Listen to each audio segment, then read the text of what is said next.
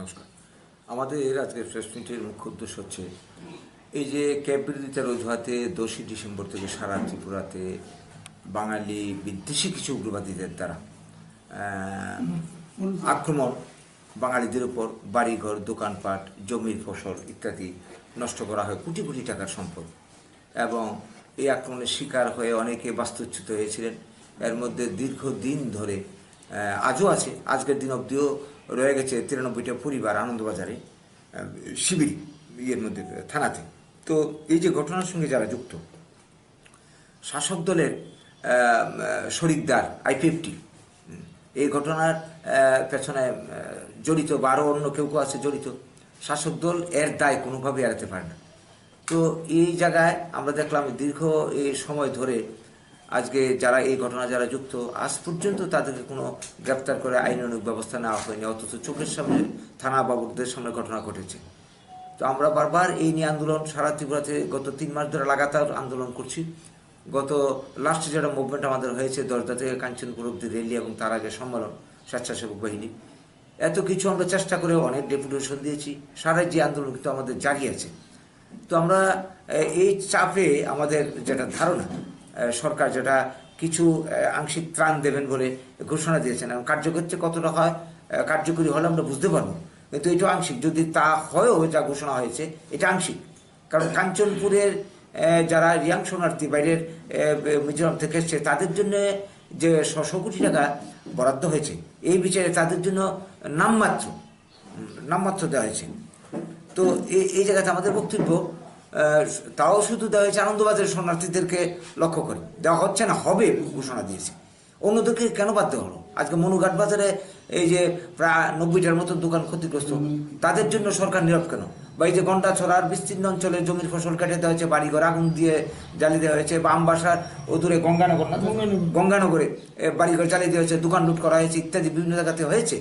বা অনেকের উপর আঘাত হয়েছে, এক ফল ব্যবসায়ীকে মেরে মনুঘাট বাজারে ইয়ে করে দেওয়া হয়েছে, তাকে জীবনী শক্তিকে শেষ করে দিয়েছে। আমাদের এই ত্রিশাবাড়িতে একজনকে ঘটনা ঘটিয়েছে। এই যে ঘটনাগুলি, আজ পর্যন্ত একজন দোষী গ্রেপ্তার করেনি, ব্যবস্থা হয়নি, বা ক্ষতিপূরণ যা দরকার প্রাপ্য ছিল তাদেরকে তা দেওয়া হয়নি। তো এর বিরুদ্ধে প্রতিবাদে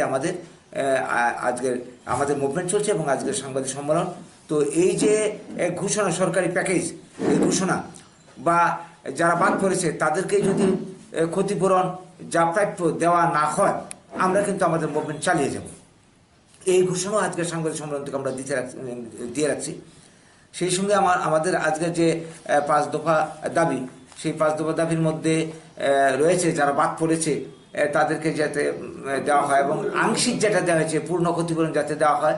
সেই সঙ্গে যারা দোষী তাদেরকে অবিলম্বে গ্রেপ্তার করে আইন অনুযায়ী ব্যবস্থা যাতে না করা হয়। কারণ এই যে একদিন ধরে ব্যবস্থা নিচ্ছে না, প্রকারান্তর আমরা মনে করি এটাকে মদত দেওয়া হচ্ছে। এরা শাস্তি না পেলে এরা পরবর্তী সময় আবার ঘটনা ঘটাবে। কাজে এটা চলতে পারে না।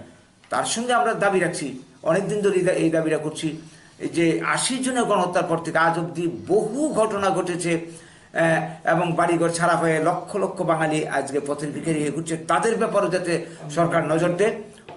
এবং আমরা আরেকটা দাবি, আমাদের সেই পুরনো দাবি, 80 জনের গণহত্যা আমরা বিচার বিভাগীয় তদন্ত, এবং এখনো এই যে ঘটনাগুলি ঘটলো তাদের পেছনে সত্যিকারে তাদের কাদের কলকাঠি কাজ করছে, ষড়যন্ত্র, এগুলিকে তদন্ত করে উদ্ধার করা হোক।